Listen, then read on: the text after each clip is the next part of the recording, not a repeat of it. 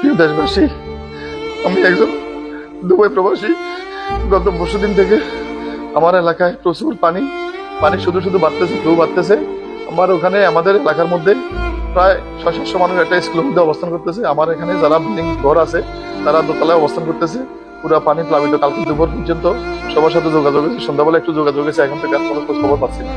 আপনাদের দেওয়া সেনাবাহিনী এবং বিভিন্ন বাহিনী যারা উদ্ধার কাজে সহযোগিতা করতেছেন তাদের সাথে আমি সারা বাংলাদেশ, আমার যত পরিচিত বন্ধু বান্ধব আছে, আমাদের মিডিয়া কর্মী আছে, সবার মাধ্যমে আমি যোগাযোগ করতেছি ওদেরকে একটু হেল্প করার জন্য। এখনো কোনো বাহিনী যায় না। গত পরশুদিন দুপুর থেকে এখনো পর্যন্ত একটু খাবার দাবার, পানি এবং খাবার, জল এবং বাচ্চা আছে অনেক, এখানে প্রেগনেন্ট মহিলা আছে, বৃদ্ধ মানুষ আছে, কোনো ধরনের কোনো সহযোগিতা হচ্ছে না। সবাই শুধু ফুলগাজী পশুরাম নিয়ে আছে একটা। সবাই এখনো এটা আপনারা যারা এখানে উদ্ধার করতেছেন সবাই প্রত্যেকটা বাহিনী ফুলগাজী পশুরাম দিকে আপনারা ফোকাস করতেছেন। আপনারা এবার ফেনীর দক্ষিণ পাশে, যেটা ঢাকা চিটাগাং হাইওয়ে, এটা দক্ষিণ পাশে যারা আছে এটা নির্মাঞ্চল, উপরে থেকে এখানে প্রায় 10-15 ফিট ডাউন। এখানের অবস্থা ভয়াবহ।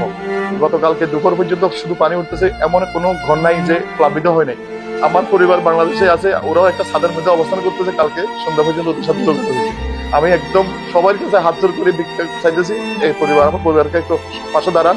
আপনারা যারা আছেন, আপনারা বিত্তবান, আপনারা একটা টিম করে এখনো পর্যন্ত সরকার থেকে, আমি বিশেষ করে সরকারের যারা পৃষ্ঠপোষকতা করতেছেন তাদের কাছে অনুরোধ করবো, আপনারা সমন্বয় টিম করে ফেনীতে প্রত্যেকটা জেলা, প্রত্যেকটা ইউনিয়নে ক্ষতিগ্রস্ত হয়েছে।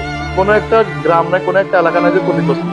বিশেষ করে বর্তমানে বেশি ক্ষতি হচ্ছে ফেনীর দক্ষিণাঞ্চল, যেটা ফরাদনগর, ফাজিলপুর, ভোরবাজার এবং আমাদের লেমুয়া। আমি হলাম লেমুয়া, দক্ষিণ চাঁদপুর। আমি গত পরশুদিন সকাল থেকে অনেকভাবে সারা বাংলাদেশের যত মিডিয়া কর্মী আছে, আমি ফেসবুকের মাধ্যমে, আমার ফেসবুক বঙ্গসিমুর রেবেল, এবং আমাদের এখানে যারা আমাদের মিডিয়া কর্মী আছে, আমাদের বিভিন্ন স্বেচ্ছাসেবক সংগঠন আছে দুবাইতে, সবার মাধ্যমে আমি আমার নিউজগুলো আমি পৌঁছাচ্ছি, যেন একটু নজর দেয়, একটু সুদৃষ্টি দেয় ওইদিকে, এদিকে।